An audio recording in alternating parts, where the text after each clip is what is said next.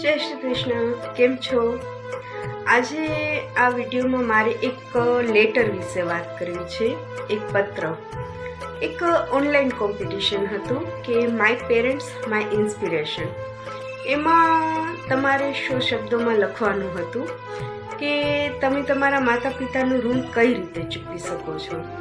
પણ આમ જોઈએ તો મારા મતે તો આપણે ક્યારે માતા પિતાનું ઋણ ચૂકવી નથી શકતા. આપણે આપણી આખી જિંદગી ખર્ચી નાખીએ ને તો બી એમની સામે નાના રહેવાના છીએ.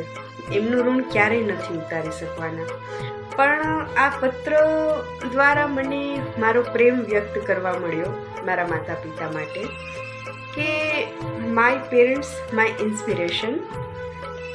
મારા માતાની એક વાત કે સમય બધું સારું કરશે, બધાનો સમય આવશે, યોગ્ય સમયે યોગ્ય ફળ મળશે બધાને. તો એમની આ વાત અને મારા પિતાની કે જતું કરો, એમની જતું કરવાની ભાવના કે સારા કર્મ કરો. સામેવાળું વ્યક્તિ ભલે જે વર્તન કરે પણ આપણે આપણા કર્મ કરવાના, આપણે આપણી ફરજ પૂરી કરવાની.